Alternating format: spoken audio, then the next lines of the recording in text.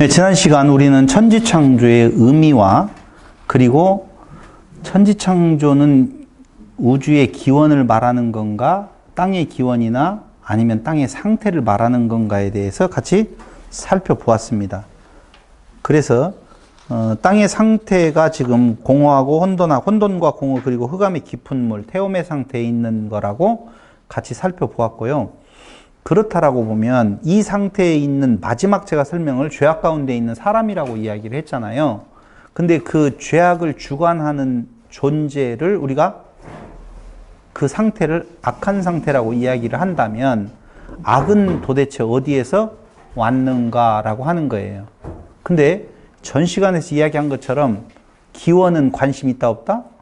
없다는 거예요. 성경도 악의 기원이 어디에서 있는 건가에 대한 관심 없어요. 그럼 성경이 말하고 있는 그 악이라고 하는 것에 대해서는 도대체 무엇을 말하고 있는 건가라고 하면 어떻게 극복할 것인 건가, 극복되어야 하는가, 되어지는가 라고 하는 쪽에 관심을 가지고 성경은 우리에게 말을 해주고 있어요. 다시 말씀드리면 악의 기원이 어디냐, 도대체 이 악은 어디로부터 왔느냐 라고 하는 이야기에 대해서 관심 있다 없다? 없다. 설명 안 해줘요. 근데 그 악이 극복되어지는 어떤 과정, 극복할 것인 건가라기보다는 극복되어지는가 라고 하는 쪽. 그러니까 혼돈이 질서로 전이되는 것, 혼돈의 상태, 태움의 상태가 질서의 상태, 빛의 상태로 전이되어지는 것, 이것이 바로 천지창조라 그 말이에요.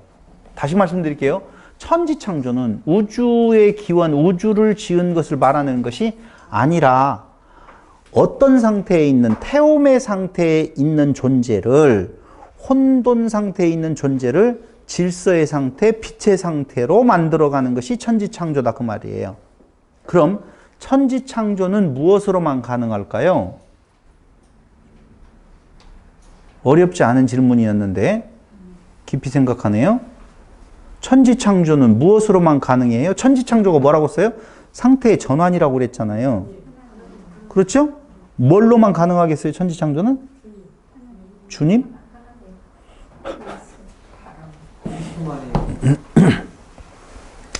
창세기 1장에 천지창조를 뭘로 하셔요?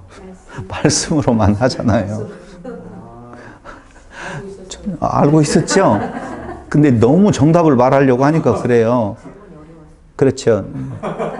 혼돈이 질서로, 그 다음에 태움이 빛으로 전이되려면 그게 천지창조라고 했으니 그건 하나님의 말씀으로만 가능해요. 어떤 말? 깨끗한 말, 하나님의 신, 성령, 푸뉴마, 하기오스. 그래서 하나님의 신, 하나님의 영은 수면에 운행하시니라. 그 상태를 어떻게 하려고? 전이시키려고. 거기에서 하나님의 신이 나오는 거예요. 왜 갑자기 하나님의 신이 둥둥 떠다녔나? 물 위에를 이렇게 했나? 그런 내용이 아니에요. 그러니까 똑같아요. 오늘날도 하나님의 신의 운행이 있죠. 당연한 거예요. 그 신이 바로 뭐냐면은 하나님의 깨끗한 말씀만이 그 상태를 전이시킬 수 있는, 변화시킬 수 있는 유일한 길이 되어진다라고 하는 거예요. 그러고 온 땅이 흑암의 깊은 물로 가득 차 있다라고 되어져 있는데요. 그 온 땅이라고 할 때 땅은 에레츠예요. 에레츠. 땅, 조각, 영토, 나라를 이야기를 하는 거거든요. 그런데 온 땅이 흑암의 깊은 물로 가득 차 있다. 모든 존재가 다 흑암 속에 갇혀져 있는 존재라고 보시면 돼요. 그곳에 하나님의 영이 운행하신다는 거예요. 하나님의 영은 어디에 운행하시느냐? 당연히 태움의 상태에 있는 곳에 하나님의 신이 운행하게 되어져 있는 것입니다. 그래서 태움이라고 하는 개념을 다시 설명을 해 드린다라고 보면 욥기 38장 30절에는 해면, 욥기 41장 23절에는 바닷물, 출애굽기 15장 58절에서는 큰 물이나 깊은 물, 또 성경의 홍해도 태홈이라고 표현하고 있다는 거예요. 한편으로는 시면이라는 개념도 있는데 시편 7편 20절에 보면은 땅의 깊은 곳, 스올, 곧 죽음의 영역이라고도 말을 해요. 이해 왔지요, 이제? 어떤 상태에 있는 것인지. 태움을 충분히 이해됐으리라고 봅니다. 그래서 우리는 물 하면 좋은 이미지예요, 나쁜 이미지예요?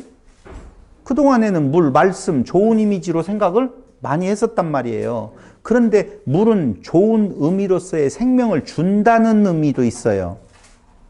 하나님으로부터 기인되는 그 물, 생명을 주는 물은요, 에스겔서 47장 1절, 계시록 22장 1절, 이거에서 하나님이 근원인 물이라는 것이 있어요. 창세기 2장 10절에도 물에 대한 내용이 나오지요. 그렇죠? 2장 10절에 나오는 물은 뭐예요? 물이 근원, 내 근원으로 어떻게 한다? 나누어진다 라고 하는 부분이잖아요. 그 생명을 공급하는 물의 의미로서의 좋은 의미가 있는데 또 하나의 물의 이미지는 생명을 죽인다는 거예요. 그래서 천지창조 시작 전에부터 존재하고 있던 물, 그건 혼돈과 공허를 일으키는 깊은 물, 태홈, 죽이는 거라고 말씀을 드리는 거예요. 시편 46편 1절로 3절을 한번 보실래요?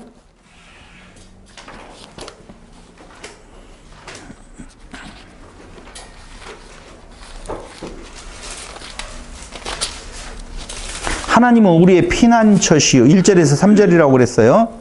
힘이시니 환난 중에 만날 큰 도움이시라. 그러므로 땅이 변하든지 산이 흔들려 바다 가운데 빠지든지 바닷물이 솟아나고 뛰놀든지 그것이 넘침으로 산이 흔들릴지라도 우리는 두려워하지 아니하리로다. 태움의 상태에 갇혀진다 할지라도 우리를 죽이려 하는 물이 있다 할지라도 우리는 그걸 두려워하지 않는다. 왜?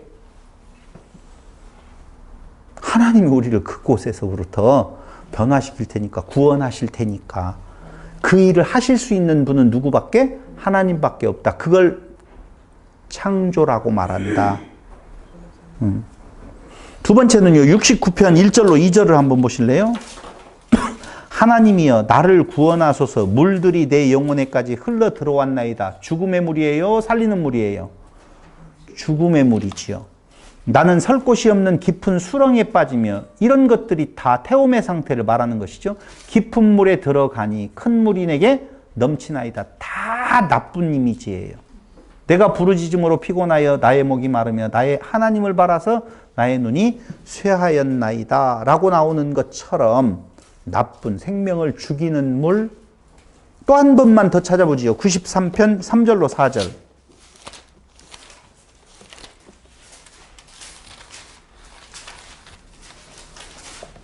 여호와의 큰 물이 소리를 높였고 큰 물이 그 소리를 높였으니 큰 물이 그 물결을 높이나이다. 높이 계신 여호와의 능력은 많은 물소리와 바다의 큰 파도보다 크니이다 그러잖아요. 그 물들을 이기실 수 있는 유일한 능력은 여호와의 능력. 그 태움의 상태로부터 구해내실 수 있는 여호와의 능력을 바라는 시편 기자의 기도를 지금 우리는 보고 있는 거예요. 마지막 하나 더 찾아 104편 6절로 9절.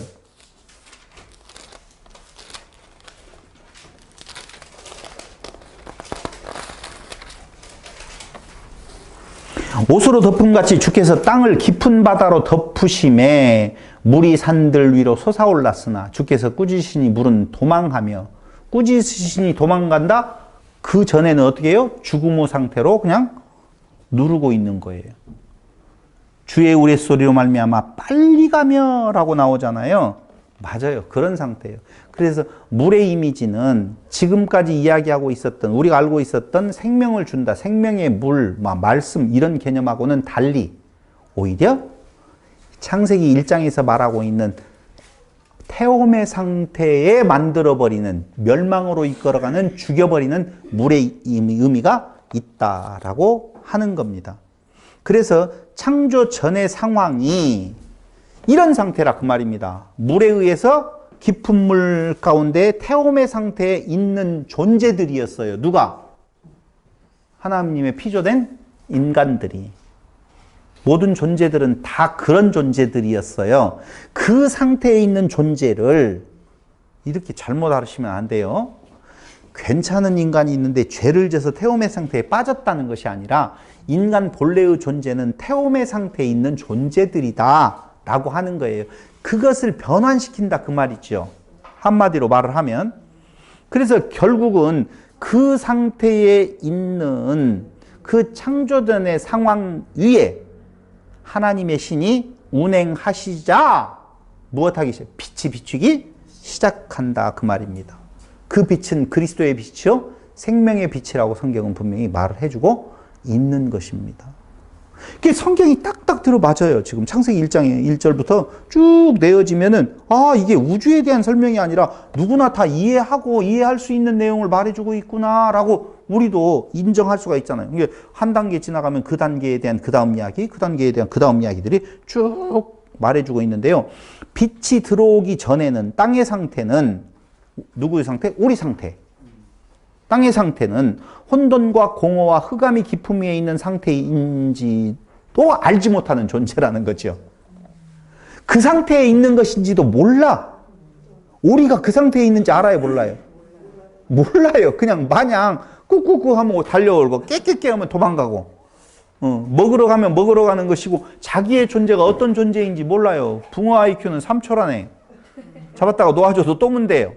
진짠지 가짠지 그건 잘 모르겠어요. 어쨌든 간에 그런 상태도 안 돼요. 그런 존재거리도 안 돼요. 그래서 무슨 죄를 더 짓고 선과 악을 선택할 수 있어서 내가 좋은 일을 선택해야 하는 나쁜 일을 선택해서 지금 태움의 상태에 있다는 것이 아니라 인간 본래의 존재가 그렇다는 거예요.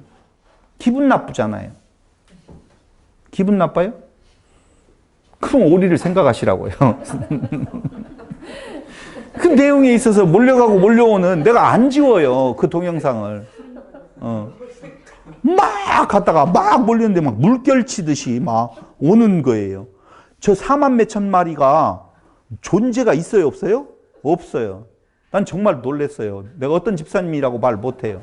근데 비실비실 해가지고 있어요. 하나는 죽었어요. 죽었는데 들어가지고 그 바켓스 아니고 뭐라고 그러죠? 양동이에다 넣어야 돼요. 죽기 전 놈들도 가 있으니까. 근데 죽은 놈은 넣어야 되는데 안 넣고 그냥 그 방에 내려놓다고요. 왜 그러냐고 이따 같이 처리한대요.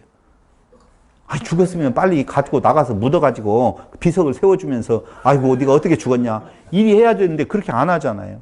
근데 우리는 오리나 닭이나 돼지나 소나 모든 것들을 다 그렇게 대하면서 정작 인간은 대단한 존재인 줄로 착각한다 그 말이에요. 아까 그래서 이야기했잖아요. 하나님의 형상으로 만들었다 참 좋았더라 심히 좋았더라라고 이야기하니까 뭐 있는 줄 착각한다 그 말이죠. 그게 우리의 상태라 그 말입니다. 근데 그걸 인지를 한다 못한다? 못한다는 거예요. 못한다는. 그래서 그 존재가 그것을 깨달아 알게 하기 위해서 뭐가 필요해요? 죄가 필요한 거예요. 그래서 죽음 자체도 가질 수 없는 존재인데 죽었다. 너 죽은 존재야 라고 만드는 것이 법이에요. 제일 힘든 것이 뭐냐면요. 내가 무엇인가 있고 괜찮은 존재인 줄로 착각하는 것. 근데 그것보다도 더 안 좋은 상태가 뭐예요? 뭔지도 모르는 상태예요. 아무것도 모르는 상태예요. 그게 존재의 의미예요. 그렇지 않아요? 그러니까 3초지. 뭔지 알았으면 물었다가 이빨 이렇게 껴있으면 아이고 도망갔으니까 이젠 절대 내가 그런 거에 안 간다 하고 뺑뺑뺑뺑 잡아 돌아야 되는데 그러지도 못하는 존재. 붕어만도 못하는 존재. 그런 존재가 우리의 모습이 있다 그 말입니다. 그래서 땅의 상태, 우리의 상태는 혼돈과 공허, 흑암이 깊음 위에 있는 상태조차도 인지도 알지 못하는 존재인데 빛이 들어오면 우리의 모습이 그때 어떻게 해요? 드러나게 되어 있는 거예요. 근데 빛이 오는 것을 좋아할까요? 싫어할까요? 싫어하죠. 그게 어두움의 상태가 그냥 그렇게 살아가는 거예요. 빛이 오는데 그걸 빛을 받아들일 수 있는 존재면은 얼마나 훌륭한 존재예요. 그래 받아들이지도 않는다. 빛이 왔는데 비추었는데 받아들이지도 않더라. 그럼 어떻게 해야 돼요? 받아들이게 강제적인 역사를 행하시는 것. 그걸 우리는 사랑이라고 말하죠. 그러니까 창조의 시작은 어디로부터 되어져 있느냐면은 그 상태에 있는 곳에 뭘 비치는 것? 빛을 비추는 것이 창조의 시작이라 이렇게 보셔야 돼요. 그래서 이사야 9장 1절로 2절 한번 보셔요. 이사야 9장 1절로 2절.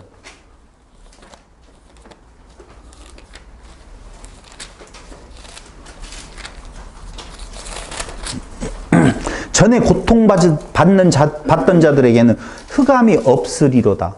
옛적에는 여호와께서 훌론 땅과 납달리 땅이 멸시를 당하게 하셨더니 후에는 해변길과 요단 저쪽 이방의 갈릴리를 영화롭게 하셨느니라. 흑암에 행하던 백성이 큰 빛을 보고 사망의 그늘질 땅에 거주하던 자에게 빛이 비추도다. 이런 상태에 있는 것을 말하죠. 42장 5절로 7절 이사야 42장 5절로 7절. 하늘을 창조하여 펴시고 땅과 그 소산을 내시며 땅 위의 백성에게 호흡을 주시며 땅에 행하는 자에게 영을 주시는 하나님 여호와께서 이같이 말씀하시되 나 여호와가 의로 너를 불렀은즉 내가 내 손을 잡아 너를 보호하며 너를 세워 백성 언약과 이방의 빛이 되게 하리니 네가 눈먼 자들의 눈을 밝히며 갇힌 자를 감옥에서 이끌어내며 흑암에 앉은 자를 감방에서 나오게 하리라. 이렇게 말을 하잖아요. 누가? 먼저 된 주의 종이 그 일을 행하고 있는 거예요. 그러니까 이방에 뭘 비치는 거예요? 빛을 비추는데 그 빛은 네 빛이 아니에요. 받은 빛이라 그 말입니다. 그게 창조 시작이라니까. 그게 창조하시는 거예요.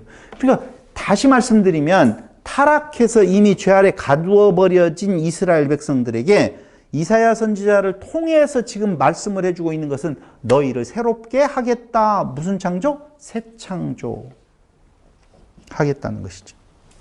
그 빛이 비추임이 창조의 처음 출발, 시작이라는 거예요. 그 비추임이 없이는 안 돼요. 그러니까 태움이 빛을 받아들이는 것이 아니라 빛이 태움을 열어버려요. 하나님께서 가라사대 말씀하시니 지팡이를 내비치니 태움이 갈라져 버리는 거예요. 그 사이로 뭐가 들어와요? 빛이 들어와요. 이게 빛이 어둠을 가르는 거예요. 어두움이 빛을 받아들이는 것이 아니라 빛이 어두움을 갈라버려 몰아내버린다 그 말입니다. 타락한 존재는 그 빛이 없어져 버리면 어둠이 쌓여 태홈의 상태가 되는 거예요. 60장 1절로 3절 이사야.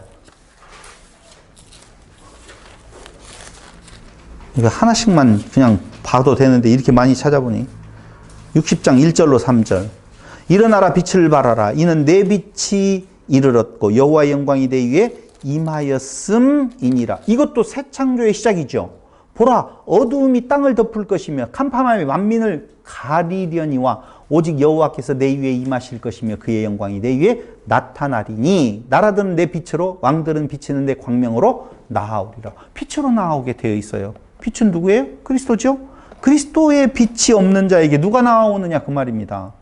당연히. 근데 어떤 상태에 있다고 했어요? 보라 어두움이 땅을 덮을 것이고 캄캄함이 만민을 가리려니 그 상태에 있는 자에게 빛으로 그 새롭게 하시는 하나님의 역사, 창조의 역사가 일어난다라고 하는 것이죠. 마태복음 4장 14절.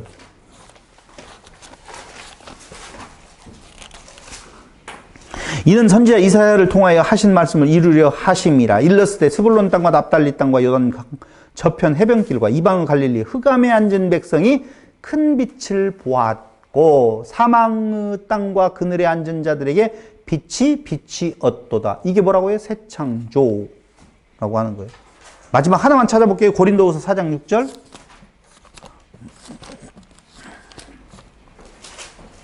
어두운 데에 빛이 비추라 말씀하셨던 그 하나님께서 예수 그리스도의 얼굴에 있는 하나님의 영광을 아는 빛을 우리 마음에 비추셨느니라. 이게 절정이지요. 그 빛은 누구 빛? 그리스도의 빛. 그것을 통하여서 태움의 상태를 빛의 상태로 바꾸어 주시는 하나님의 창조의 시작이라고 하는 거예요. 그래서 그 창조를 보면은요, 창조는 며칠 동안에 이루어지지요? 7일 동안 이루어지잖아요. 창조 7일. 7일을 한번 표로 우리가 본다라고 보면 그 내용은요, 보세요. 그 위에 전체가 뭘로 되어져 있냐면은요, 요렇게 나눌게요. 요렇게 나누고요. 아니, 여기 다 지워버리자고요. 처음 상태에 땅이 혼돈하고 공허함에 흑암이 깊음 위에 있고 하나님의 신은 수면에 운행하시니라. 이게 대전제예요. 대전제죠. 근데 여기 마지막 부분에 대한 내용에 있어서 요 상태가 무엇로 바뀌게 되어지는 건가? 뭘로 바뀌어져야 돼요? 빛이 비추는 상태에서 뭘로 바뀌어져야 돼요? 안식일 예배로. 이게 무슨 상태라고 써요? 종의 상태라고 그랬잖아요. 노예의 상태라고 했는데 이게 이쪽으로 바뀌어지는데 그 과정이 바로 어떻게 되어지느냐? 첫째 날, 둘째 날, 셋째 날 이것만 이해하면 돼요. 왜냐하면 넷째 날, 다섯째 날, 여섯째 날은요 이 기초 위에 채워 넣는 거예요. 그럼 첫 번째는 뭐가 있었어요? 빛. 그렇죠? 두 번째 날은요 정확하게 말하면 물과 물 사이에 뭐가 있어요? 궁창. 이죠? 셋째 날은요 육지가 드러나게 하는데 거기에 뭐가요? 풀, 채소, 과목. 되죠? 그럼 빛이 있었을 때 해달별. 물과 물 사이에 궁창에 있었을 때 물은 뭐가 있고요? 물고기류. 궁창에는요 조류. 여섯째 날은요 육지가 드러났었을 때 땅의 동물과 뭐가? 땅의 동물과 사람. 이렇게 되어져요. 그래서 첫째 날부터 여섯째 날까지는 저녁이 되고 아침이 되니 이는 몇째 날이니라 이렇게 표현되어 있어요. 여기서부터 어디까지요? 여섯째 날까지는. 그런데 문제 하나는요. 이때에 저녁이 되고 아침이 되니는 24시간 아니라는 거예요. 왜냐하면 여기 해와 달과 별에 의해서 이 24시간이 정해진다라고 보면 이전에도 저녁이 되면 아침이 되니라고 되어 있는 것으로 보면 이때부터는 24시간이고 이때는 24시간 아니다. 그런 건 없어요. 저녁이 되면 아침이 되니라고 하는 내용이 동일하다라고 보면 여기에 의한 저녁이 되면 24시간 하루를 말하는 거 아니라는 거예요. 그럼 뭐예요? 출발은 뭐였었어요? 저녁 상태예요. 태움 상태, 공허 혼돈 상태에서 빛의 상태로 만들어간다 그 말입니다. 저녁이 되면 아침이 되니 그 과정들에 대한 내용이 지금 6번에 걸쳐서 나오는데 일곱째 날은 저녁이 되면 아침이 되니 일곱째 날이라는 말이 없어요. 왜? 첫째 날의 빛의 근원은 누구예요? 하나님이시겠죠. 당연히. 맞잖아요. 빛이 있으라. 빛이 있어져요. 하나님의 말씀이 혼돈과 어두움의 세상에 유일한 생명의 빛이 된다. 맞죠? 시편 119편 105절에 나와요. 한번 보세요. 119편 105절. 주의 말씀은 내 발의 등이요 내 길에 빛이니이다. 뭐가 근다고요? 말씀이라고 나오잖아요. 주의 말씀은 혼돈과 어둠의 세상의 유일한 생명의 빛이 된다. 주의 말씀은 내 발의 등이요 내 길에 빛이니이다. 요한복음 1장 1절로 4절에 보면 태초에 무엇이 계시니라? 말씀이 계시니라. 이 말씀이 하나님과 함께 계신 이 말씀이 하나님이시니라. 누구예요? 예수를 말하는 거잖아요. 그러니까 여기 주의 말씀은 예수는 내 발의 등이요 내 길에 빛이니이다. 하나님의 신이 운행했다라고 하는 그 창조를 주관하시는 자는 누구라고요? 예수에 의해서 빛이 비추어야 될 혼돈과 어두운 세상에 유일한 생명의 빛이 되어서 그 상태에 있는 존재를 새로운 존재로 창조해 가시는 일. 지금 그걸 이야기를 하고 있다니까요. 이게 지금 첫째 날, 둘째 날, 셋째 날, 넷째 날, 다섯째 날, 여섯째 날이. 그러니까 이건 시간의 흐름이 아니에요. 그럼 어떤 거예요? 어두운 상태에서 빛의 상태로 지금 내어보내는 단계. 이걸 말하는 거라고요. 그러니까 해, 달, 별들이 존재함에도 죄악으로 망한 자들을 흑암 가운데에 거한다고 서술하고 있어요. 죄악으로 망한 자들은 해, 달, 별이 있어요, 없어요? 있잖아요, 그들도. 이스라엘 위에 해달별은 떠요, 안 떠요? 떠잖아요. 그 빛이 있는데도 불구하고 그들을 향하여서 뭐라고 말하느냐? 그들은 이사야 42장 7절에 보니까 흑암 가운데 거한다라고 이야기하고 있다니까요. 마태복음 4장 16절, 이사야 그건 42장 7절을 찾아보시고요. 마태복음 4장 16절에서도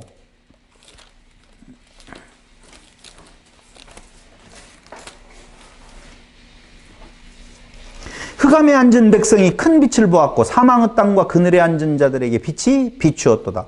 흑암에 앉은 백성? 아니잖아요. 해달별이 있는데 왜 흑암에 앉은 백성이에요? 그 흑암이 아니라는 거예요. 죄악 가운데 가두어진 태움 상태에 있는 존재들에게 빛이 비추어짐을 지금 이야기를 하고 있다는 것이지요. 그래서 빛 되신 하나님을 알지 못하면 결국 가짜 빛을 빛인 줄 알고 섬기게 되어진다니까요. 숭배하게 되어진다 그 말이에요. 그걸 뭐라고 말한다? 우상 숭배라고 말한다. 빛이 아닌데 빛인 자인 줄 알고 섬기는 거. 그게 뭐예요? 일월성신, 나무, 어떤 절대적 존재, 큰 바위, 이런 존재. 빼놓으면 안 되는 것이 있죠? 예? 네? 돈? 사람, 목사, 신부, 스님, 모든 존재들을 뭘로 생각을 해요? 섬겨야 될 대상으로. 그게 우리를 빛으로 인도할 수 있는 것으로 착각하는 경우, 이것이 바로 우상숭배라고 하는 거예요. 피조물을 숭배하는 것. 그런데 유일하게 이스라엘에만 해달별을 우상으로 섬기지 아니하는 것이 나타나요. 그러니까 근동에 있어서 모든 민족들이 해와 달과 별들을 신으로 우상화시켜서 섬기거든요. 뭘 모르니까? 참 빛을 모르니까. 가짜 빛을 빛인 줄 알고 그것에 의미를 둔다니까요. 난 지금도 각 지역에서 도생하고 있는 이단들을 보게 되어지면은요, 참 가슴이 아픈 것은요, 지구 땅덩어리 60억 인구 중에서 그 지역의 일부가 들어가는데 그 지역에서 그 특별한 종교들이 있잖아요. 사람을 중심으로 해 사람을 우상화시키는. 그렇잖아요. 한국으로 보면 어디요? 신천지. 근데 그 신천지의 그 조그만한 틀에서 벗어나면 엄청나게 많은 부분들이 있는데도 불구하고 거기에만 구원이 있는 것처럼 어떻게 그렇게 생각을 할 수 있을까요? 왜 그러느냐? 참빛 되시는 그리스도를 모르니까 가짜 빛이라고 말하는 것들에 속게 되어 있다는 말이죠. 그러니까 참빛 되신 그리스도를 모르면은요, 오히려 바깥으로만 우상을 섬기는 것이 아니라 자기가 자기에게 우상이 되어져서 믿을 건 자기밖에 없고 믿을 건 내가 벌어놓은 돈밖에 없고 내 통장 내가 쌓아놓은 것밖에는 없다라고 생각할 수 있다는 것이죠. 그러면서 모든 생명체의 생존을 위해 먹을거리를 제공해 주시는 내용이 1장 29절로 30절에 나타나는 거 나오잖아요, 이제. 그렇죠? 그러면서 천지창조 7일째, 그러니까 여섯째 날이 지금 사람까지를 만들어 놓았다라고 보면 그 뒤로 1장 29절로 30절에 가서 보면은 생명체의 생존을 위해 먹을거리를 제공해 주시는 내용이 나온단 말입니다. 근데 거기까지 봤다면 천지창조 7일째 안식일의 예배가 완성되는 날, 더 이상은 아침이 되면 저녁이 되면 아침이 되는 어둠과 빛의 공존이 있더라 없더라? 없더라 그 말입니다. 그게 1장 31절, 2장 1절로 3절의 내용인데요. 계시록 22장 5절에 보면 그 내용이 잘 나와 있어요. 22장 5절. 다시 밤이 없겠고 등불과 햇빛이 쓸데없으니 이는 주 하나님이 그들에게 비추심이라. 그들이 세세토록 왕노릇 하리로다. 다른 빛이 필요가 없어졌어요. 이유는요, 완성. 그게 뭐예요? 안식에 완벽하게 들어갔다 그 말이에요. 다른 빛을 이제 기대할 이유가 하나도 없다는 것이죠. 그럼 이 완벽한 안식에 들어간 빛이 필요 없는 상태를 천지창조의 목적, 천지창조 무슨 창조라고 그랬어요? 인간 창조라고 그랬죠? 인간 창조의 목적. 그럼 그건 뭐예요? 안식의 상태. 안식의 상태는 뭐라고 그랬어요? 예배. 라고 이야기했잖아요. 예배는요, 내가 없고 오직 하나님만이 드러나는, 그걸 예배라고 말한다고요.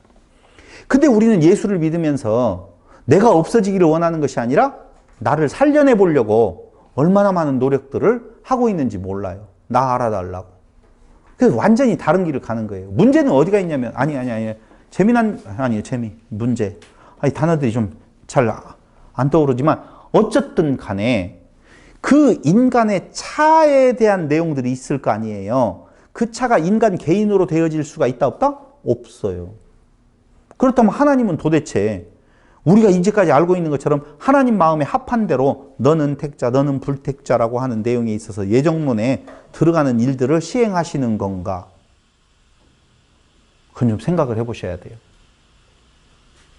다시 한번 조미선 집사님에게 물어봅니다만은, 오리가 그 많은 5만 마리 중에서 어떤 놈이 저는 의로운 오리, 저는 나쁜 놈 오리가 구분이 되어져요?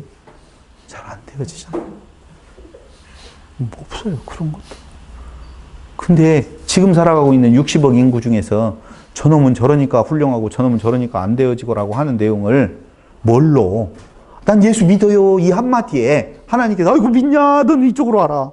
난 예수, 차라리 내 주먹을 믿어라. 넌 저쪽으로 가라. 그건 창조가 아니잖아. 창조의 주관자가 하나님이시라고 했는데 그건 창조의 주관자가 아니시잖아요. 그자의 상태에 따라, 그자의 그 행동에 따라서 내가 정하는 내용이 무슨 창조의 근원자가 되겠어요. 그건 말이 안 된다, 그 말이에요. 그래서 하고 싶은 말이 많지만은요, 더 이상 깊이 못 들어가요. 어쨌든. 그리고 인간을 무엇으로 만들었다라고 이야기하는 건가? 하나님의 형상으로 만들었다라고 이야기하는데요.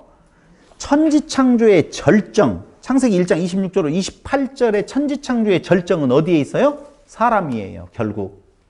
그 태움 속에 있었던 어떤 존재들을 사람의 모습, 하나님의 형상으로 만들어 가는 것은 다른 어떤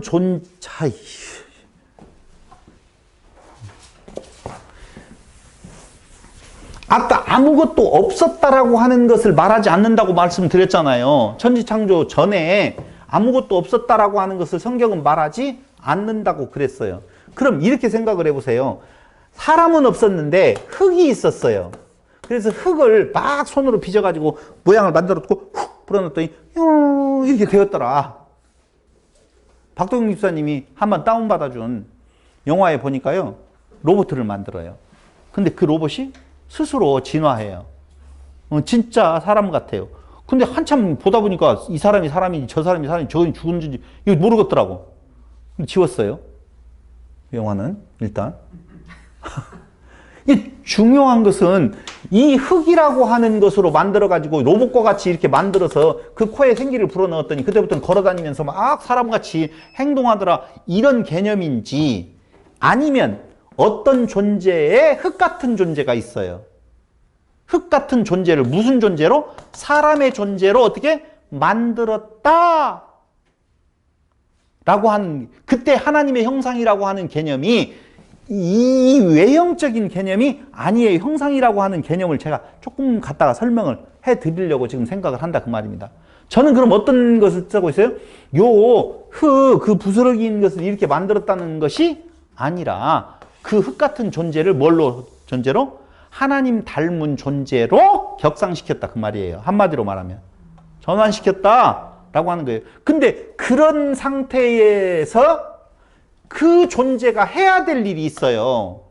그걸 에덴 동산에 갖다 놓고 할 일이 뭐였냐면 생육하고 번성하여 다스리라는 거였었거든요. 근데 그 다스림의 일을 수행하지 못하고 어떻게 해요?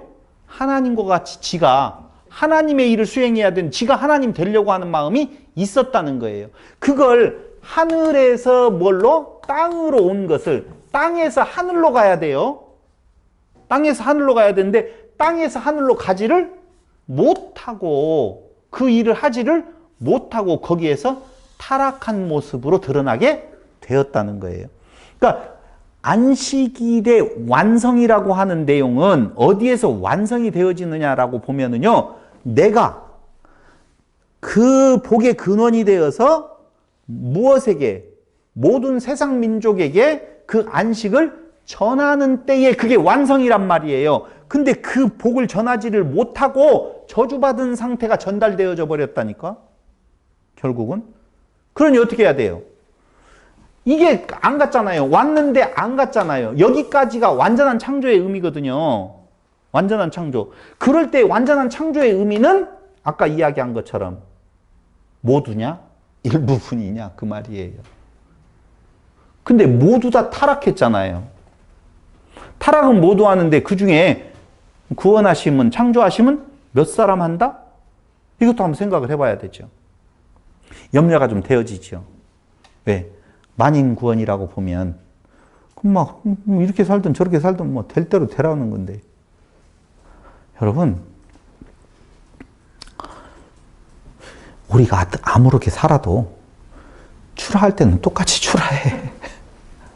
어떻게 살아도 많이 먹든 적게 먹든 딴 거리로 갔든 이쪽으로 갔든 똥을 많이 쌌든 적게 쌌든 상관없이 다 같은 길을 가게 되어져 있어요. 그러니까 사람이 그렇다라고 전 지금 말하는 것은 아니에요. 단 생각을 해봐야 될 것이 있다는 거예요. 거기에 인간의 변수라고 하는 것이 있어야 돼요? 없어야 돼요? 없어야 된다는 것이 정말 맞아요. 그러니까 모두 다 타락했으니 어떻게 해요? 그 타락한 상태에서의 변화, 새롭게 창조하는 것은 다 하겠죠. 당연히. 근데 여기에서 이제 한 가지 문제가 뭐냐면은 에덴 동산으로 이끌어오는 그 존재가 있다라고 보면 에덴 동산으로 이끌지 아니하는 그 흙의 상태에 있는 존재들하고의 어떤 관계가 있느냐 없느냐, 그건 이제 나중에 말씀을 드리도록 하겠습니다. 어쨌든. 자, 그래서 하나님의 형상으로 만들어진 인간이 천지창조의 절정임에는 틀림이 없는데, 그 앞에 1장 4절, 10절, 12절, 18절, 21절, 25절에서 보시기에 좋았더라 라고 나오다가 인간을 만들어 놓은 1장 31절에서 심히 좋았더라 라고 표현을 하셔요. 그러니 다른 피조물들하고 차이점이 있다라고 하는 말은, 다른 피조물들은 좋았더라, 좋았더라, 좋았더라인데 이 인간의 존재는 하나님의 형상으로서 심히 좋았더라라고 이야기를 해요. 그 하나님의 그 고백 앞에, 고백이라고 하니까 그러네, 선언 앞에, 그 앞에 있는 존재는 머리를 조아려서 이 은혜가 무슨 은혜입니까? 라고 가야 되는데 피조물 자리가 아닌 창조자의 자리에 오르고자 하는 부작용이 발생을 하게 되더라, 그 말입니다. 그걸 교만이라고 말하죠. 왜? 내가 다르네? 하나님의 형상이네? 심히 좋았다고 말하잖아. 까불지 마, 이놈들아. 내가 더 많이 사랑받아. 난 좀 달라. 그럼 더 많이 사랑받아, 더 다르 하면은 누구로 가지는 말아야 돼요? 하나님 앞에서는 뭐 할 것이 없느니라? 자랑할 것이 없느니라가 맞아요. 그런데 하나님 앞에 인정을 하니까, 알았어요. 나를 인정해 줬어요? 내가 한번 실력을 발휘해 볼게요. 선과 악을 내가 한번 잘 해볼게요. 라고 하면서 하려고 덤비는 것. 할 수 있는 존재가 아닌데 하려고 덤비는 것. 또 오리 이야기 하려다가 너무 많이 이야기할 것 같아요. 그래서 어떤 한 존재에 대해서 특별히 이뻐해 줬더니 그 이뻐해 준 존재가 넘어서서 주인이요, 저쪽으로 가 있어요. 내가 다 알아서 할게요. 웃기는 존재라, 그 말입니다.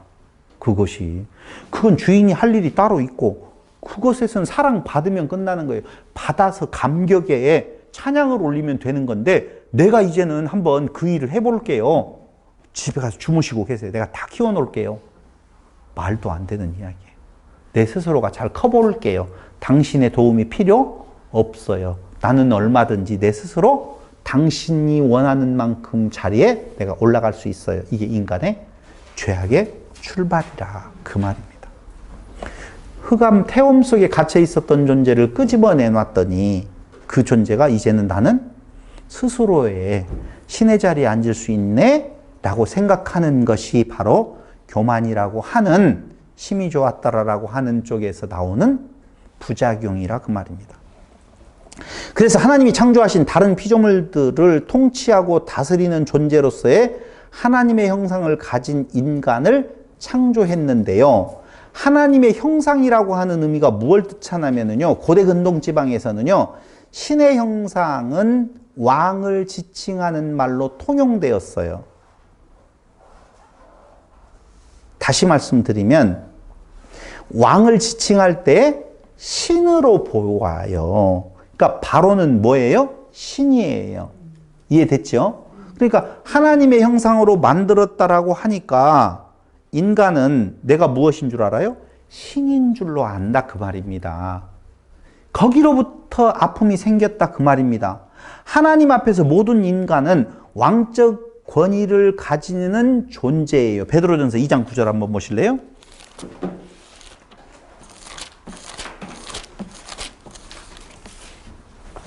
그러나 너희는 택하신 족속이요 왕 같은 제사장들이요 거룩한 나라요 그의 소유된 백성이니 이는 참 이상해요. 왕 같은 제사장인데 소유된 백성이래요. 이는 너희를 어두운 데서 불러내요. 어두운 데서 불러냈대요. 태움의 상태에서 불러내요.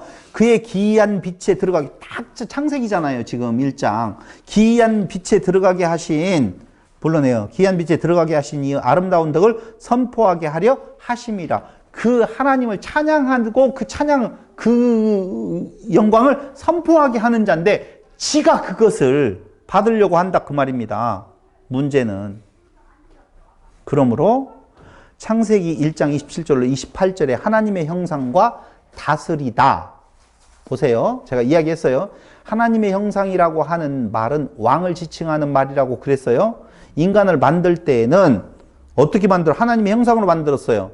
그럼 왕으로서 왕은 무슨 단어하고 딱 들어맞냐면 다스린다라고 하는 단어하고 맞아요. 그러니까 하나님의 형상으로 지은 인간에게 다스리라라고 하는 말은 맞다 틀리다? 맞는 이야기예요. 그래서 창세기 1장 27절로 28절에 하나님의 형상과 다스리라, 라다지요. 다스리다, 밟다, 지배하다는데요. 적들에 대한 지배, 이방 나라들의 지배에도 사용이 되어진다고 나와 있어요. 그러므로 이 다스리다라고 하는 라다는요. 왕의 통치와 관련되어서 사용되는데요. 레위기서 21장 17절, 민수기 24장 19절, 열왕기상 4장 24절, 시편 72편 8절, 10편 110편 2절 뭐 여러 가지 부분들에 대한 내용이 나와 있는데요. 바로 통치와 관련되어서 사용되어져요. 그러니까 하나님께서 하나님의 형상으로 지은 자에게 뭐라고 했어요? 다스리라 라고 이야기를 하잖아요. 그렇죠? 근데 여기에서 이스라엘 왕의 모습은요. 잘 보세요. 하나님께서 천지를 지으시는데 사람을 만드시고 사람에게 다스리라라는 말을 했단 말이에요. 그럼 다스리라는 말은 하나님의 형상과 동일한 왕에게 쓰인다고 그랬잖아요. 근데 우리는 왕, 다스림 하면은 벌써 지배 개념이 있잖아요. 근데 성경 그 뒤에서 하나님이 말씀하시는 이스라엘, 하나님의 백성을 다스리는 왕에 대해서 정확하게 선을 그어주고 있는데 그건 일반적인 사회에서의 독재적인 개념으로서의 지배자로서의 왕의 개념이 절대 아니라는 것으로 확실히 이스라엘 왕은 이런 모습이어야 된다라고 말을 해주고 있어요. 그게 신명기 17장이에요. 한번 보세요. 신명기 17장 14절로 20절.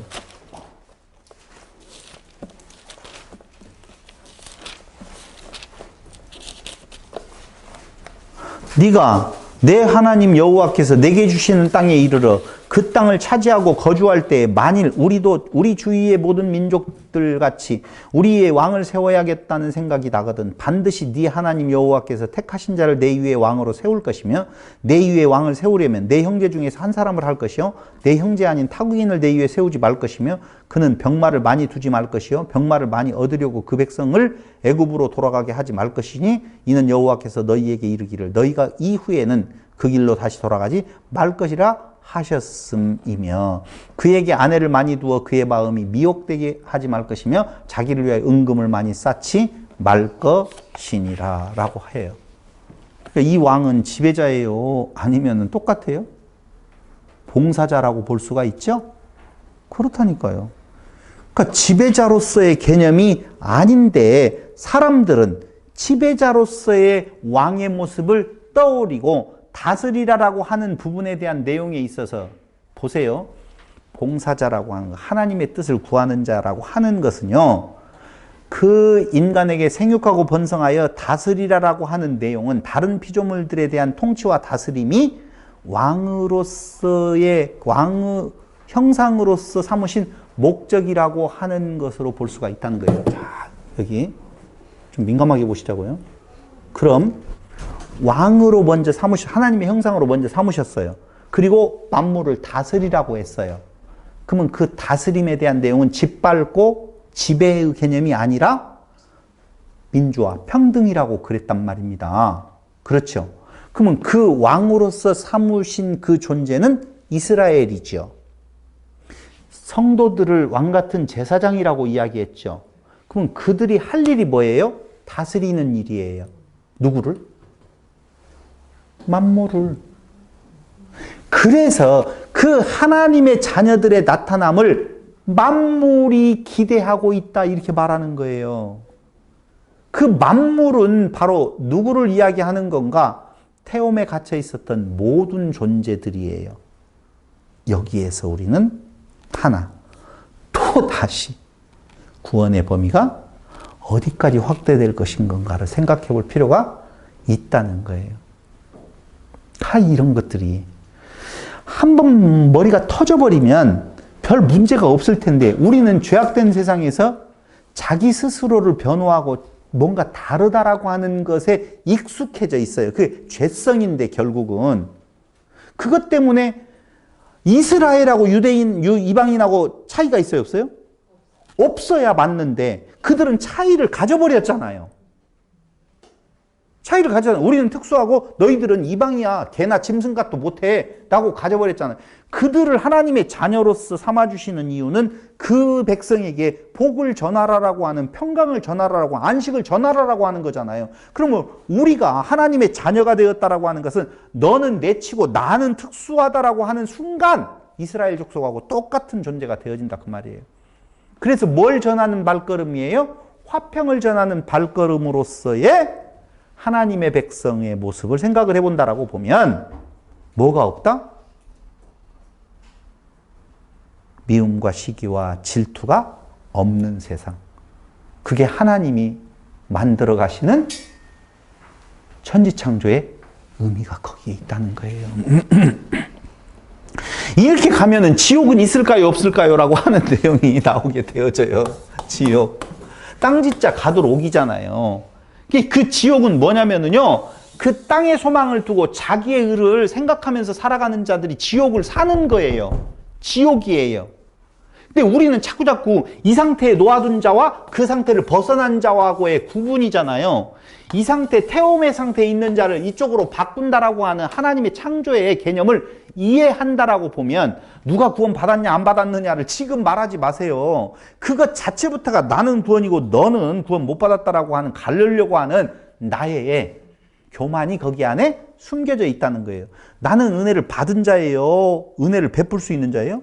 은혜가 필요한 존재예요. 그럼 내가 받았으면 됐지. 그 옆에 너는 받았느냐 못 받았느냐라고 하는 건 벌써 내가 교만한 자리에 섰다는 거예요. 그럼 그 존재가 있으면 내가 구원함이 있었다라고 확신이 있다라고 보면 그 옆에 존재는 불쌍히 여기는 존재의 비난과 비평의 대상, 불쌍히 여기는 존재가 되어지는 것이죠. 근데 이스라엘은 비난과 비판의 대상으로 삼아서 너희들은 다 개나 돼지다 이렇게 이야기하죠. 그래서 그들을 뭐라고 말을 해요? 독사의 자식이라고 이야기를 하는 거예요. 이 미친노가 그 자리에 있다는 것이죠. 그럼 나누어졌네요. 성경에 분명히 독사의 자식과 다 똑같아요. 똑같은데 그렇게 만들어 가신다라고 하는 아름다운 세상이 있을 것 같죠? 있어요. 가장 아름다운 세상. 자, 거기까지 가자고. 일단 더 넘어가면은 머리 복잡하니까. 그리고 제7일에 안식하셨다라. 안식일을 거룩히 지켜라. 창세기 2장 1절로 3절이에요. 그런데 그 창조는 주체자가 하나님이시고 절정은 인간 창조라고 그랬어요. 완성은 어디에서 이루어진다고요? 안식일 준수라고 그랬어요. 마지막이 안식일이니까 자, 여기에서 우리는 하나 시편에 보면은요, 이스라엘 백성들이 안식일마다 찬양하는 그 찬양이 시편 92편이에요. 시편 92편으로 넘어가서 보면은요, 그렇게 나오네요.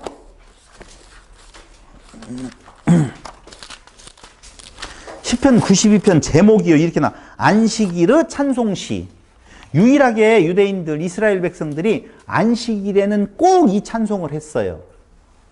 왜 그랬는지 모르겠어요. 근데 그 안식일의 찬송시라고 하는 시편 9편을 보면은요, 시편, 안식일, 그렇죠. 아니요, 잠깐만요. 일단, 안식일의 그 찬송시가 시편 92편인데요. 그걸 보기 전에 먼저 하나 시편 8편을 한번 보세요. 그 92편은 이따 보겠습니다. 시편 8편 1절. 여호와 우리 주여, 주의 이름이 온 땅에 어찌 그리 아름다운지요, 주의 영광이 하늘을 덮었나이다, 이렇게 나오죠. 근데 마지막 절 보세요. 9절. 여호와 우리 주여, 주의 이름이 온 땅에 어찌 그리 아름다운지요. 똑같죠.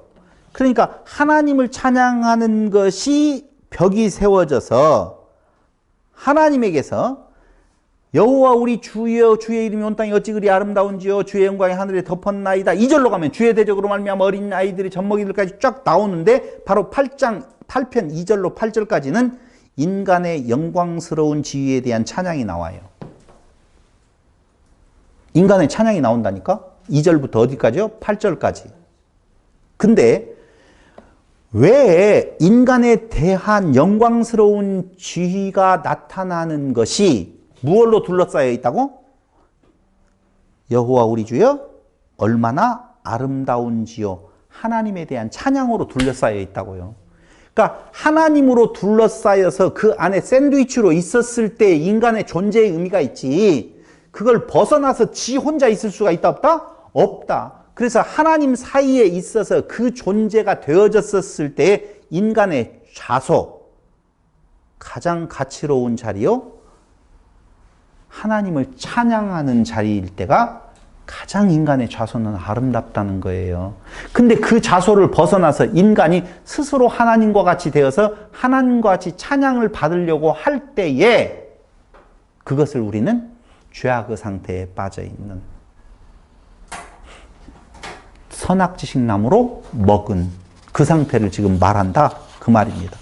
그래서 다시 한번 천지창조는요, 혼돈과 공허를 일으키는 악의 세력을 상징하는 흑암의 깊은 물, 태홈이 하나님의 창조 질서에 의해서 쫓겨나가고 모든 피조물이 일곱째 날의 안식일로 달려가고 있는 것, 이게 뭐라고요? 천지창조다, 그 말이에요. 그래서 아까 그림 하나, 도표 하나 그렸죠?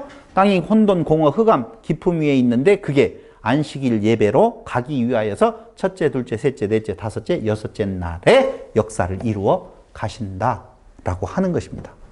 그럼 창조의 목표는 뭘까요? 딱 하나예요. 안식일을 거룩히 구별하여 여호와 하나님께 경배케 하시는, 예배하는 세상을 만드는 거예요.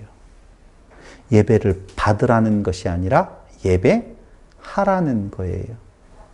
그래서 창조를 찬미하는 시편 8편 우리가 살펴보았다라고 보면, 아까 안식일의 찬송시인 시편 92편에 보면은요, 유일하게 이스라엘 백성들이 안식일에 불려졌던 시편인데요, 시편 92편 1절로 6절에 보면 하나님께서 행하신 일이 나와요. 창조 때에.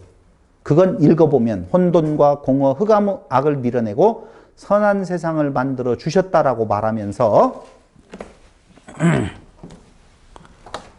92편 1절로 6절까지에 대해서는 혼돈과 공허, 흑암의 악을 밀어내버리고 선한 세상을 만들어 주셨습니다.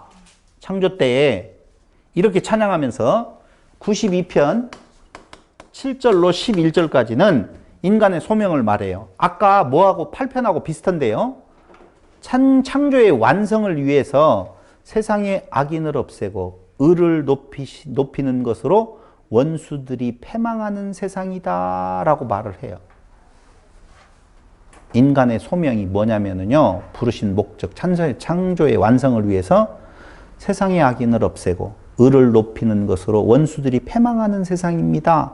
누가 하셔요? 하나님께서 그렇게 하십니다. 라고 이야기하면서 시편 92편 12절로 14절에서는 인간 소명의 성취의 결과가 하나님 보시기에 심히 좋은 세상, 악인이 사라지고 의인이 종려나무처럼 번성하고 백향목같이 성장하는 세상을 이루게 된다. 의인들은 여호와의 집과 뜰 안에서 번성하고 늙어도 여전히 결실하는 삶을 이룬다라고 이렇게 나와 있는데요.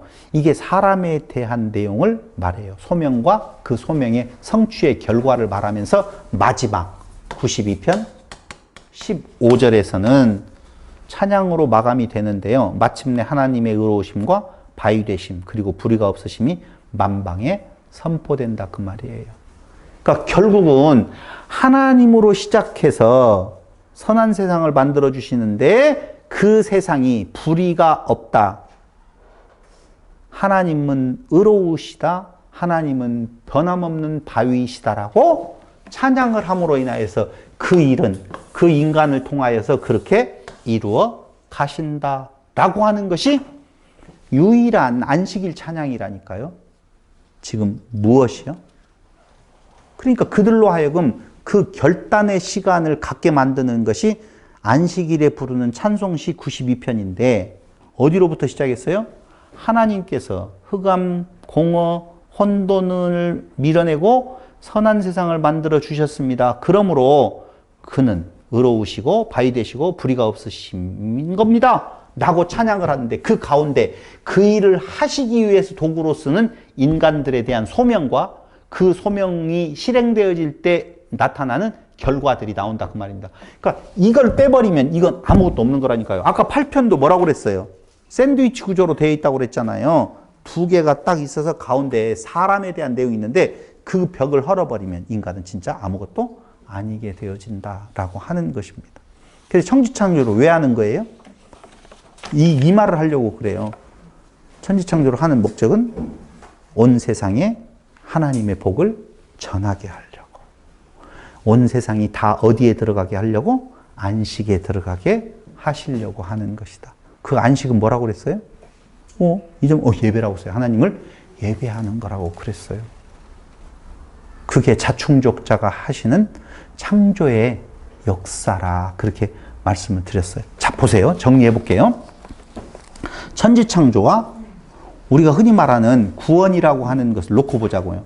천지창조는 뭐예요? 구원의 역사예요. 무엇으로? 태움을 빛으로 공허, 혼돈, 흑암의 세계에 갇힌 자를 하나님의 형상인 인간의 창조를 통해서 모든 피조물의 예배, 열방의 예배로 확장되어지는 내용이에요. 근데 구원을 보세요. 구원의 목적을 보면 죄의 속박에 갇힌 자를 예수님의 십자가의 구원 역사를 통해서 구원받은 자들의 예배에서 모든 인류의 예배로 확장되어져 가는 거예요. 그러니까 먼저 창조하시는 이유는 모든 인류의 예배로 열방으로 모든 민족에게로 확장되어져 가는 것이 목적이에요. 먼저 창조하시는 목적, 먼저 구원하시는 목적 거기에 있어요. 보세요. 존재가 있었는데 아담과 하와라고 하는 존재를 에덴에 보냈잖아요. 그럼 그 에덴에 있는 아담과 하와의 존재는 그곳에서 이루어지는 결과물이 어디로 가요? 그들의 본지로 가는 거예요. 그 태움의 상태에 있는 자들에게 복을 전하는 거라니까요. 그게 주고받는 것이에요. 사실은. 제가 지금 대놓고 말을 못하고 있는 내용은요. 하나님의 역사는 누군가를 향하여서 너는 미워하고 너는 싫어하고 이런 개념이 아니라 모든 존재, 태움에 갇혀있는 존재들을 뭘로? 하나님의 장자, 자녀로 하나님의 나라의 백성으로 만들어가는데 거기에서 끝나지 아니하고 열방으로 모든 민족으로 간다라고 하는 개념은 하나님이 다스리신 하나님의 관여하는 세상은 없어요. 어두움이 없어요. 지옥은 어두움이에요? 아니에요? 지옥 지옥. 왜 우리가 생각하고 있는 그 불덩이에 툭 떨어져가지고, 이 지옥만 생각하지 만다라고 보면, 과정에서의 지옥은 무엇을 떠난 거예요? 하나님하고 분리된 상태예요. 이 땅 위에 소망 두고 사는 거예요. 그걸 지옥을 사는 거라니까. 지옥으로 가는 게 아니라 지옥을 사는 거예요. 근데 그 지옥을 사는 그 부분에 대한 내용을 자꾸 지옥을 간다 이렇게 생각을 한다니까. 지금 지옥과 같은 생활인 이유는 뭐 때문에 지옥과 같아요? 세상에 소망 두면 지옥이에요. 여러분. 거기가 어디니까? 태움이니까. 제 거예요. 빨리 끄세요. 정리해 보겠습니다. 천지창조는 조화로운 질서와 혼돈의 세력이 같이 존재해요. 다시 말씀드릴게요. 천지창조는 조화로운 질서와 혼돈의 세력이 같이 존재하는 거예요.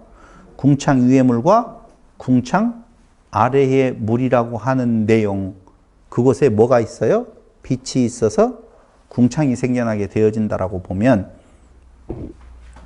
그게 바로 혼돈의 세력 가운데 조화로운 질서가 드러나게 되어지는 건데요. 거기에 안식일은요. 그러니까 천지창조의 1, 2, 3, 4, 5, 6체까지를 보면은 혼돈과 뭐가? 조화로운 질서가 같이 존재하고 있어요. 그런데 그곳에서 안식일은 악에 대한 하나님의 승리를 선포하는 날이라 그 말이에요.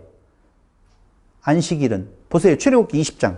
8절에서 11절인데요. 11절만 한번 보겠습니다. 20장.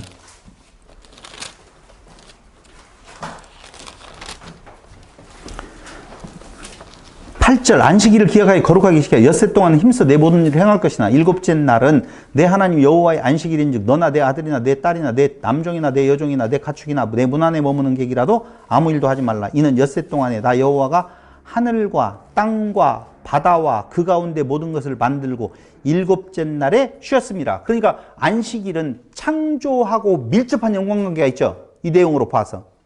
그러므로 나 여호와가 안식일을 복되게 하여 그날을 거룩하게 하였느니라 라고 이야기할 때에 그 1에서 6째 날까지의 상태는 태움의 상태에서 완전히 거쳐진 것이 아니에요.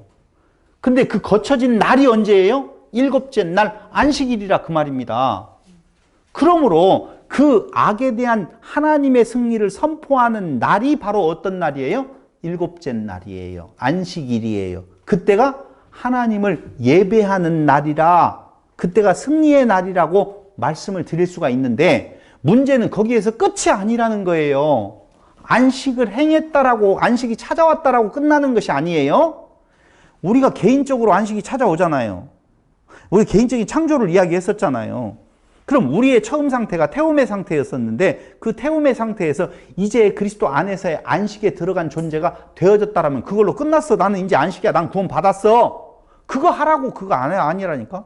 그럼 뭘 말하는 거예요? 그게 승리를 지키고 확장시켜 나아가야 될 인간의 소명이 다져지는 날이라 그 말입니다. 그게 시편 92편에 안식일의 찬양이라고 이야기를 해서 가운데 들어갔던 인간의 뭐예요? 소명.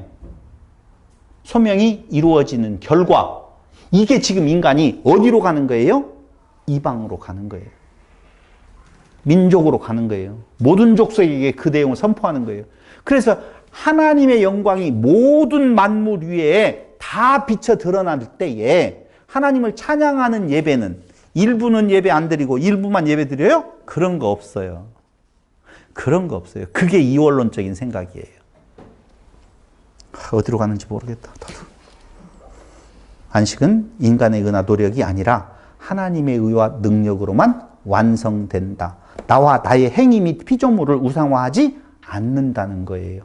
안식이라는 것은. 자기가 없어지는 거예요. 안식은.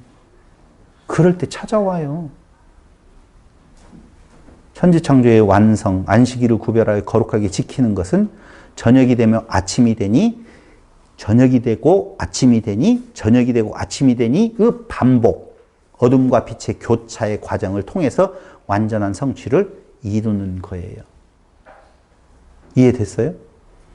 어둠과 빛의 교차예요. 그러지 그게 인간으로서는 얼마나 쉽지 않은 일이겠어요.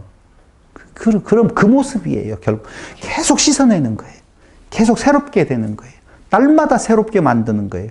그런데 무엇가 이루어지니까, 안식이 이루어지니까 저녁이 되고 아침이 되니라는 말이 반복해서 나타나지 않는다 그 말입니다. 그래서 창조기사는요, 세상이 어떻게 창조되었는가에 대한 설명이 아니라 창조하신 자의 영광을 드러내는 것이라고 말씀을 드릴 수가 있으면서, 하나님의 형상으로 지음받은 인간은 이 세상을 하나님 보시기에 심히 좋은 곳으로 만들어 나갈 뭘 가진다고요? 소명, 생육번성, 다스림에 대한 내용이 하나님의 명령으로 주어질 때에 바로 이것이 인간의 뭐라고요? 소명이라. 어디에서 그 소명이 펼쳐져야 돼요? 어디에서? 어디긴 어디요? 에덴이지. 그래서 이제 에덴으로 넘어가는 거예요. 에덴으로 데리고 와서 생육번성하고, 거기에서 어떻게 알아? 너희가 그곳에서 사방으로, 에덴이 구분되어 있잖아요. 이스라엘이 구분되어 있잖아요. 교회가 구분되어 있잖아요. 그 구분되어진 상태에서 생육하고 번성이 이루어지고, 그 내용이 다스림으로, 그 다스림은 지배가 아니라고 그랬어요. 민주화되어진 평등이라고 그랬어요. 너희가 거저받았으니 거저 주는 쪽으로 나아가는 건데, 거기에서의 완성을 못 이루었어요. 다시 말씀하면 따먹지 말라, 그걸로는 먹지 말아라. 하나님 되는 것이 아니라 뭘 전하는 거라고 써요? 하나님의 영광과 하나님의 영광 사이에 소명이 끼어 있다고 그랬죠? 근데 하나님을 제거해버리고 내 영광을 가지고 내가 한번 펼쳐보겠다라고 하는 것, 그게 미완성이에요. 그 완성을 누가 일으킨다고요? 그리스도께서 이루신다 그 말이에요. 성경 전체의 흐름이 그걸 말하고 있는 거예요. 그래서 에덴에서 행하여야 할 일은 진정한 예배. 그 에덴이 뭐라고 말했어요? 성전이라고 말씀을 드렸잖아요. 몇 번 이야기했잖아요. 그래서 시편 92편 안식일의 찬송시, 결국은 여호와의 행하심을 찬양하고 하나님의 의로우심과 바위되심과 불의가 없으심의 선포와 찬양이 바깥으로 벽을 세우면서 그 안에는 인간의 소명과 인간의 소명의 성취가, 원수들이 패망하는 세상을 만들어가는 것, 악인 사라지고 의인을 번성케 하는 것, 이건 뭘로만이 되어지는 건가? 하나님의 깨끗한 말씀으로 되어지는 거예요. 근데 거기에 인간이 무엇인가를 해보겠다라고 하는 거 아니지요. 그러니 그 인간의 소명은 바로 다른 거 없어요. 원수들이 패망하는 세상을 만들어가는 것이라고 보면 무엇로 세상에 그것을 이길 수 있어요?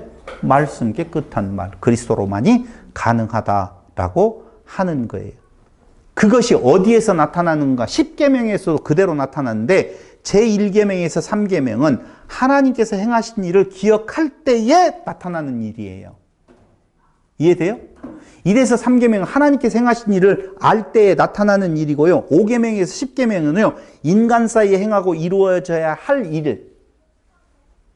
할 일로 나아가는 거라고 보면은요, 그건 제4계명이라고 하는 안식일을 기억하여 거룩히 지키라, 안식일 예배로 향하게 되어질 때에 그게 중심으로 하나님 사랑, 하나님의 일을 보셨으니 그 안식일 예배는 하나님만이 거기에 찬양받으실 자로 있었을 때에 그때 이웃을 향하여서, 아까 똑같은 이야기예요. 안식일 찬양하고 똑같은 거예요. 무엇 하는 거예요? 이웃을 사랑하는 그 복을 전달하는 거예요. 그래서 밑에 4계명, 5계명부터 10계명까지에 대한 내용이 이웃에 대한 이야기로 지금 선포되어지고 있다는 것이죠. 에덴에서 하는 일이 그 말이에요. 그럼 에덴에 있었던 그 나무는 뭐였었어요? 율법 10계명이라고 그랬잖아요. 근데 거기에서 뭘 빼버린 거예요, 아담이? 하나님을 빼버린 거예요. 인간의 소명만 남아버린 거예요. 그러니 지배자로서 자기가 하나님의 자리에 가고자 하는 부분이 거기에서 드러나게 되어졌다라고 하는 것이거든요. 그래서 천지창조는 결국은, 여기 시간 다 됐죠, 지금. 그래도 많이 오기는 왔는데 오늘은 여기까지만 한다. 자, 여기다 접어놓고 그래도 보너스를 가야 될 거 아니에요. 보너스를 간다라고 보면 이런 거예요. 궁극적으로 창조의 완성은 하나됨이잖아요. 하나됨이라고 하는 것은 하나님과 그리스도의 하나됨, 그리스도와 성도의 하나됨, 교회의 하나됨, 그러면 그리스도를 중심으로 해서 다 하나 되어지는 내용이에요. 맞죠? 근데 그 하나됨이 깨졌어요. 자, 무엇하고 깨졌어요? 하나님을 사랑하는 하나님과의 관계가 깨졌어요. 왜요? 네가 하나님같이 되려고 하니 하나님과 관계 없다는 거예요. 아픈 자에게 의사가 필요한데 나는 내 스스로 알아서 할 수 있다는데 하나님과 관계가 깨져버리는 거예요. 하나님 무시해버렸어요. 근데 누구하고도 깨졌어요? 그게 사람과의 관계도 깨졌다 그 말이에요. 그게 율법을 통하여서 자기 스스로가 하나님과 같이 되고자 하는 그것이 하나님과의 관계가 깨졌다라고 보면 그 결과로 무슨 현상이 나타나는 건가? 사람과의 관계가 깨지는 거예요. 자, 보세요. 처음으로 그 하나님의 책망을 받을 때에 아담은 뭐라고 말을 하냐면요. 당신이 내게 짝으로 주신 하와가 그랬어요. 라고 말을 하거든요.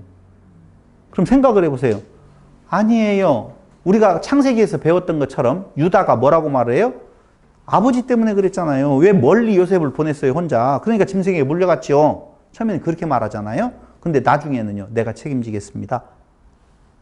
자기의 잘못을 깨달아 알게 되어져요. 아버지의 심정도 알게 되어져요.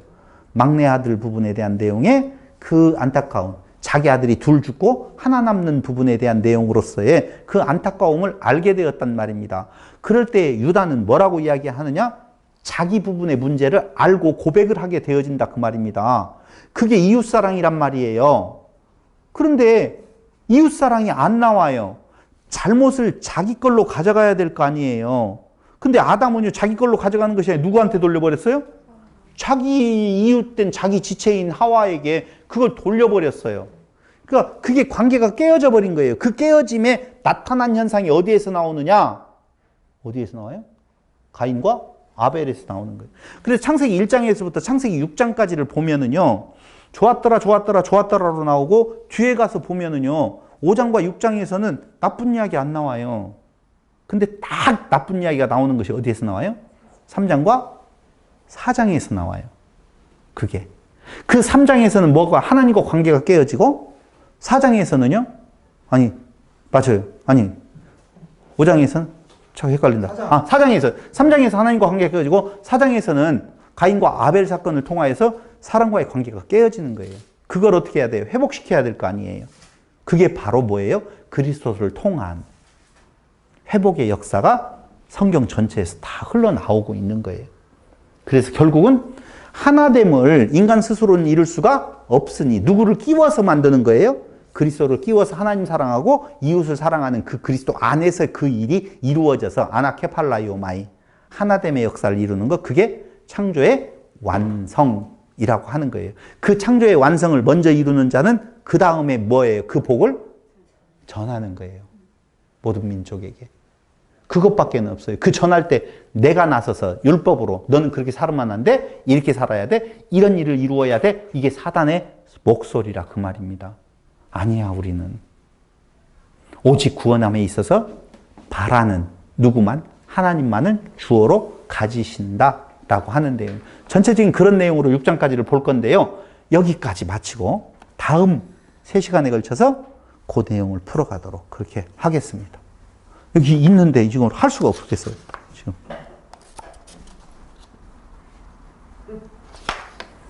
기도드리겠습니다. 고마우신 아버지 하나님, 오늘 또 이 시간 모이게 하셔서 진리의 말씀을 통하여서 하나님을 알아갈 수 있는 귀한 기회를 마련해 주신 것을 진실로 감사드립니다. 짧은 인생이지만 그 안에 신과 같이 되고자 하는, 하나님 되고자 하는 그 욕심이 우리 안에 있습니다. 아버지 하나님을 발견케 하셔서 우리의 구원을 이루시는 유일하신 분은 하나님이심을 고백하게 하시고 그곳에서의 참 평강을 누리는 성도들이 되게 하여 주시기를 예수님의 이름으로 기도드립니다. 아멘. 질문 받겠습니다.